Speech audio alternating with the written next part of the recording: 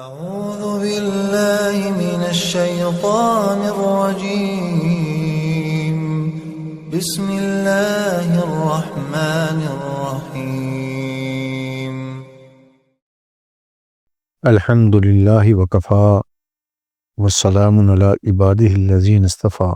امام مسلم رحمۃ اللہ علیہ نے سیدنا ابو ہریرہ رضی اللہ تعالیٰ عنہ سے اللہ کے رسول صلی اللہ تعالیٰ علیہ وسلم کا ارشاد نقل کیا ہے کہ عجبا لامر المؤمن ان امرہ کلہ لہ خیر ولیس ذاک لأحد الا للمؤمن، کہ مومن کا معاملہ عجیب ہے، ہر لحاظ سے اس کے لیے خیر ہی خیر ہے، اور یہ معاملہ اللہ نے صرف مومن کے لیے رکھا ہے اور کسی کے ساتھ نہیں ہے۔ اصابتہ سراء شکر فکان خیر لہ، اگر مومن کو کوئی خیر و بھلائی پہنچے تو وہ اللہ کا شکر ادا کرتا ہے تو یہ بھی اس کے لیے سراپا خیر ہے۔ وَإِنْ أَصَابَتْهُ ضَرًّا صَبَرَ فَكَانَ خَيْرًا لَهُ، اور اگر مومن کو کوئی دقت، آزمائش، تکلیف پہنچے تو اس پر صبر کرتا ہے تو یہ بھی اس کے لیے خیر ہی خیر ہے۔ یہ حدیث شریف ہمارے موجودہ حالات کے اعتبار سے مومن کو اللہ پر توکل اور صبر اور شکر کی دعوت دیتی ہے۔ اس سے انسان مایوسی کے اندھیروں سے نکل کر امید کی روشنی میں آ جاتا ہے۔ چنانچہ آج ہمارا معاشرہ جن حالات سے گزر رہا ہے تو کسی سے پوشیدہ نہیں، مہنگائی، بے روزگاری، معاشی عدم استحکام، سماجی بے یقینی، روزمرہ کے مسائل مصائب، یہ سارے کے سارے ہم سب کو سامنا ہے۔ ایسی صورت میں اگر اسلام کی تعلیمات ہمارے سامنے نہ ہوں تو ہم انسان پھر افراط و تفریط کا شکار ہوتا ہے۔ جن معاشروں کے پاس صحیح علم اور اسلام کی روشنی نہیں، وہ مایوسی کے اندھیروں میں گھر جاتے ہیں اور خودکشی کے مرتکب ہو جاتے ہیں، جبکہ اسلام کی تعلیمات آفاقی ہیں۔ وہ دنیا کی تکلیفوں کو وقتی تکلیفیں سمجھتا ہے، اور مومن کو دونوں حالات میں اللہ کا حکم ہے۔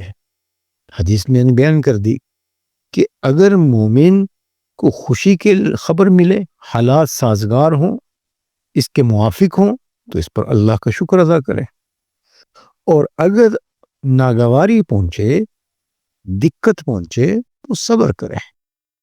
شکر کے لیے الگ سے فضیلت ہے اور صبر کے لیے الگ سے وہ فضیلتیں بیان کی ہیں قرآن و سنت میں۔ وَبَشِّرِ الصَّابِرِينَ إِنَّ اللَّهَ مَعَ الصَّابِرِينَ، کہ اللہ صبر کرنے والوں کو خوشخبری دیتا ہے اور خوشخبری دلواتا ہے پیارے نبی علیہ السلام کی زبان سے، اور وہ یہ خوشخبری کہ اللہ کی معیت حاصل ہو جاتی ہے صبر کرنے والوں کو۔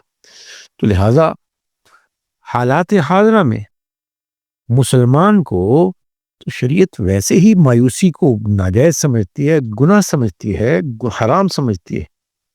اسلام وہ واحد دین ہے جو ہر تاریکی میں روشنی اور ہر مشکل میں انسانوں کو راستہ دکھاتا ہے۔ اس لیے وَمَن يَقْنُطْ مِن رَحْمَتِ رَبِّهِ إِلَّا الضَّالُّونَ، اللہ نے بیان کیا کہ اپنے رب کی رحمت سے صرف گمراہ لوگ ہی رحمت سے مایوس نا امید ہوتے ہیں، مومن ایسا نہیں ہو سکتا۔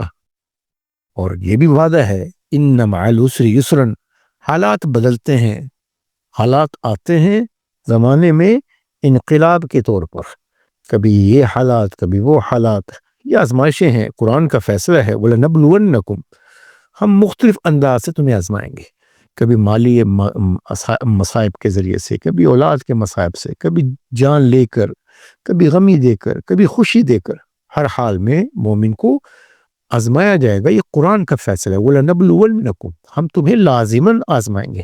تو مومن کے لیے کیا حکم؟ کہ صبر کرے، برداشت کرے، اللہ کی طرف متوجہ ہو، خوشی کی خبر ملے اتراتا ہوا اللہ کی نافرمانی پر نہ اتر آئے، غمی میں اللہ سے دور نہ بھاگے، خوشی میں بھی اللہ کی جانب بھاگے، اللہ کے احکامات کو پورا کرے، عاجزی اختیار کرے۔ اور ناگواری اور غمی کے حالات میں بھی اللہ کی جانب متوجہ ہو کہ حالات کو تبدیل کرنے والی ذات اللہ کی ہے، اور قرآن میں اللہ نے خبر دی ہے کہ ان مع العسر یسرا، ہر دقت کے بعد، ہر تنگی کے بعد اللہ آسانی دیتے ہیں۔ تو لہٰذا معاشی مصائب ہیں اور بے روزگاری کے مصائب ہیں، سماجی مسائل ہوں، جیسے بھی مسائل ہوں، اللہ کی جانب متوجہ رہیں۔ ہاں، چھوٹی چھوٹی بات پر پریشان ہو جانا، مایوس ہو کر کلمات کفر بولنا شروع کر دینا، اور بعض تو کم قسمت خودکشی تک کے مرتکب ہو جاتے ہیں، بہت کم ہمتی کی بات ہے۔ اللہ ہم سب سے راضی ہو، دین سیکھ کر عمل کرنے کی توفیق عطا فرمائے۔